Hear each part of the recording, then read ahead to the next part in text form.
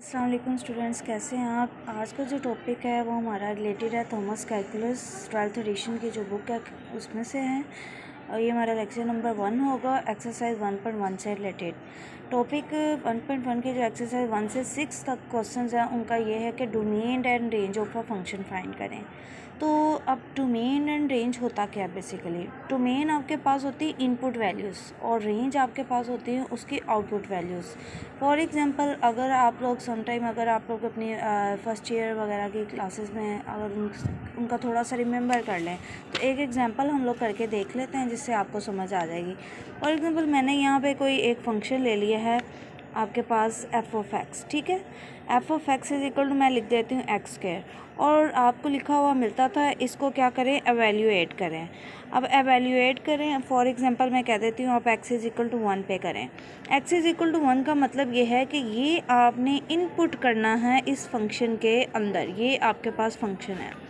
आप लिखेंगे F of x, लिखेंगे एफ ऑफ एक्स की जगह अब आप लोग क्या लिख देंगे, इस एक्स की वैल्यू जिस पे आप लोग वैल्यू लेना चाह रहे हैं 1 लिख देंगे।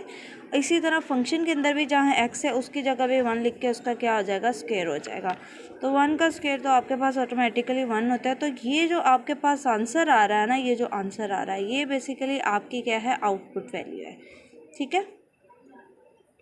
सेम ऐसे ही आप लोगों की इस एक्सरसाइज में जो क्वेश्चन होंगे उनका भी कॉन्सेप्ट है।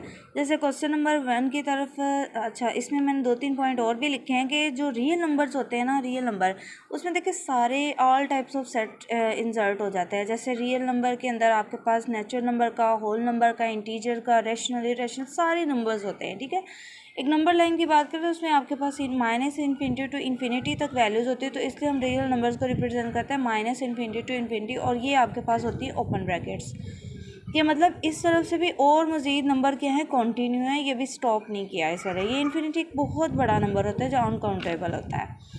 देन आ जाता है कि अगर आपने डोमेन और रेंज फाइंड करनी है तो उसके अंदर आपको पास एक और चीज़ भी आपने चेक करनी होती है कि आपका फंक्शन डिफाइंड है चेक वैल्यूज़, मतलब हर वैल्यू जो भी आप डोमेन में से कोई वैल्यू इंसर्ट उसके अंदर कर रहे हैं, हर वैल्यू के लिए आपको कोई ना कोई आंसर मिलना चाहिए। अनडिफाइंड फॉर्म का मतलब ये होती है कि कोई भी 0/0 की फॉर्म आ सकती है आपके पास, या 1/0 की फॉर्म आप कह सकते हैं। मतलब डिनोमिनेटर में आप लोगों ने 0 नहीं बनने देना और ना 0/0 की फॉर्म बनने देनी, इन चीज़ों को अवॉइड करना है, ठीक है। ओके जी, पहला क्वेश्चन है हमारे पास क्वेश्चन नंबर 1 जिसमें F of X is equal to 1 + X square दिया हुआ है, ठीक है। अब इसमें आपने डोमेन एंड रेंज कैसे फाइंड करनी होती है। पहली तो बात किसी डोमेन रेंज फाइंड करने के लिए हम लोग कुछ ना एक स्केल सेट कर लेते हैं कुछ अपनी रियल नंबर्स का, जिसमें हम कुछ नेगेटिव कुछ पॉजिटिव वैल्यूज़ लेके इस फंक्शन के अंदर इस एक्स की जगह क्या करते हैं, या जो भी इधर इंडिपेंडेंट, ये डिपेंडेंट वेरिएबल है और ये जो इंडिपेंडेंट वेरिएबल इसकी जगह वो क्या वैल्यूज़ क्या करते हैं पुट करते हैं। जैसे भी थोड़ी देर पहले भी एक एग्जांपल ली थी, सेम ऐसे मैंने भी क्या किया है कि यहाँ पे कुछ वैल्यूज़ ले ली हैं। जैसे मैंने 0, 1, -1 और -2 ले रही है, मैंने डोमेन में से लिया है, ठीक है। अब रेंज इसकी कोरस्पॉन्डिंग मुझे जिस तरह की आउटपुट मिल रही होगी ना उसके अकॉर्डिंग मैं डिसाइड करूँगी। सबसे पहले तो मैंने जब 0 पुट किया इस फंक्शन के अंदर, 0 इस x की जगह आप लोगों ने पुट करना है। ज़रा करके भी देख लेते हैं कि किस तरह पुट करेंगे, ठीक है। हम एक पेज ले लेते हैं और उसके अंदर हम लोग इसको देखते हैं।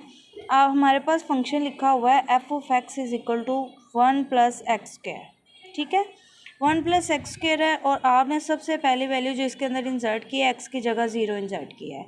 0 जब इंसर्ट करेंगे तो 1 + एक्स की जगह भी 0 को क्या आ जाएगा स्क्वायर हो जाएगा, और आपके पास ये तो 1 + 0 और आंसर आपके पास क्या आ जाएगा 1।